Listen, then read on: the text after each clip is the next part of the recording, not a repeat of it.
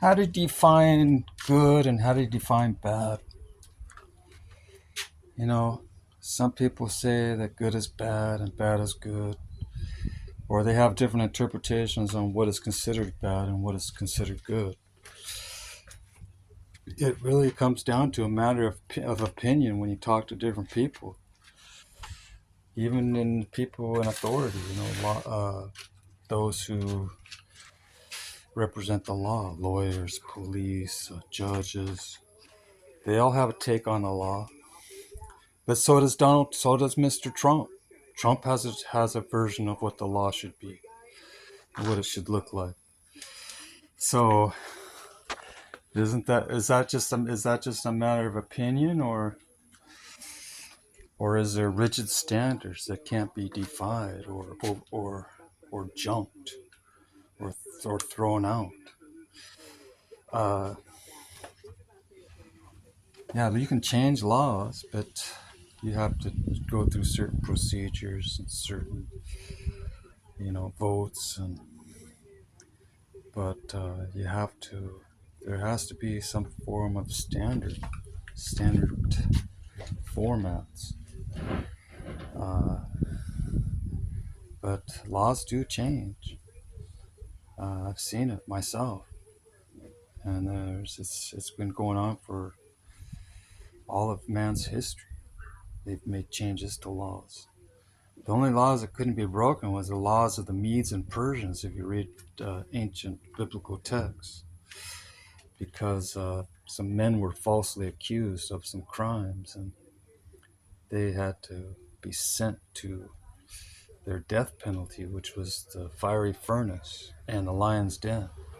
Speaking of Daniel, and I'm speaking of Shadrach, Meshach, and Abednego.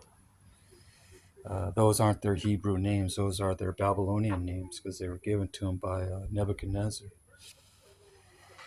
So, because they were part of the Jewish royal family, so they were given a preeminence amongst the rest of the citizens of ancient Israel.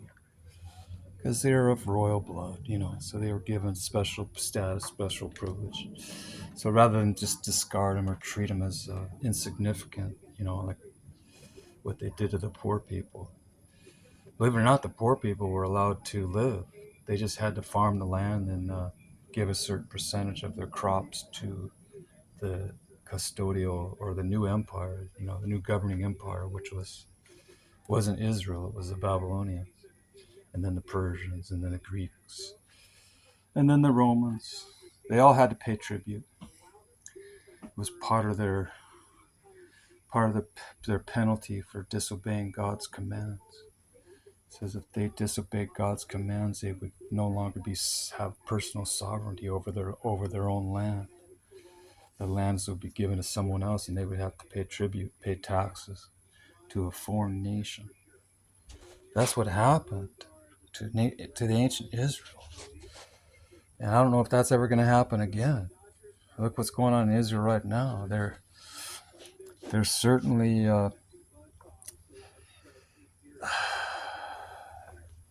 they're creating bad vibes amongst the other nations who already had it in for them. Some of their surrounding nations were always kind of opposed to the state of Israel and what they stood for.